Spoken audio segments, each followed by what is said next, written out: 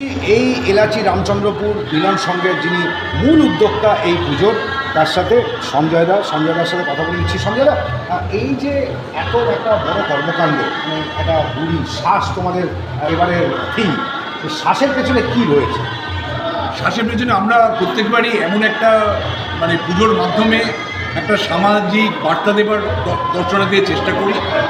আমরা এখন যে চ্যালেঞ্জের সম্মুখীন সবাই জানে, যেভাবে চারিদিকে যেভাবে প্রাকৃতিক বিপর্যয় হচ্ছে, সেটা মানে আমাদের সকলের কাছে খুব চিন্তার ব্যাপার। ভবিষ্যৎ প্রজন্মকে আমাদের যদি সুরক্ষিত রাখতে হয়, আমাদের প্রকৃতিকে বাঁচাতে হবে। প্রকৃতি আমাদের মা। প্রকৃতি কীভাবে বাঁচাবো? একদম সিম্পল, যদি আমরা যথেষ্ট সংখ্যক মানে আমরা যদি বৃক্ষ রোপণ করতে পারি, আমরা বৃক্ষ ছেদন যদি আটকাতে পারি, যদি আমরা যেগুলো আছে গাছগাছালি সেগুলো যদি আমরা সংরক্ষণ করতে পারি, অপরিকল্পিত নগরায়ণ যদি বন্ধ করতে পারি, তবেই আমরা প্রকৃতিকে বাঁচাতে পারবো এবং ভবিষ্যৎ প্রজন্মকে সুরক্ষিত করতে পারবো। খালি বিপর্যয়কালে এর সাথে দূষণও তো রয়েছে।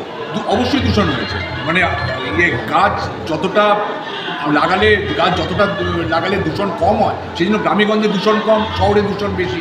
সেই জন্য বার্তাতে দূষণও অবশ্যই প্রাকৃতিক বিপর্যয়ের অন্যতম একটা কারণ দূষণ।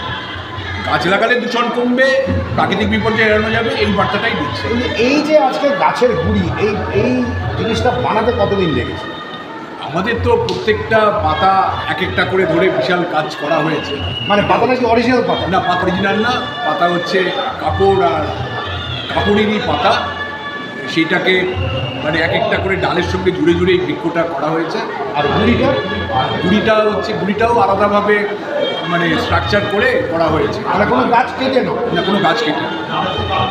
আজকে যে এই যে এত মানুষের ঢল, কি বলবো, মানে প্রতি বছরই এখানে একটা ঢল দেখা যায়। মানে বিপুল, আপনারা হয়তো দেখবেন যে বিশাল লম্বা লাইন, সেই লাইনটা 1 কিলোমিটার পর্যন্ত মানে চলে গেছে।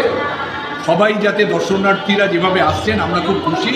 আমাদেরই এখন চ্যালেঞ্জ, যেসব দর্শনার্থীরা আসছেন তারা যাতে ঠিকভাবে আমাদের প্রতিমা মণ্ডপ পরিদর্শন করতে পারেন, সেই ব্যবস্থা আমরা করার চেষ্টা করছি।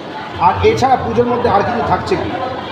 মানে সামাজিক ব্যাপার হচ্ছে, আমরা প্রতি বছর বিপুল সংখ্যক বস্ত্র বিতরণ দুস্থ বাচ্চাদের, দুস্থ নারীদের, দুস্থ লোকেদের মধ্যে বিপুল পরিমাণে বস্ত্র বিতরণ করি।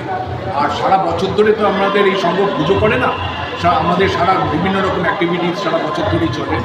আমাদের charitable dispensary through out the year চলে। আমাদের যোগব্যায়াম সেন্টার আছে, আমাদের ক্যারাটে সেন্টার আছে, আমাদের ড্রয়িং সেন্টার আছে, কম্পিউটার সেন্টার আছে, আমাদের ইনডোর আউটডোর গেমস আছে। এই নিয়েই আমরা চালাচ্ছি সারা বছর ধরে।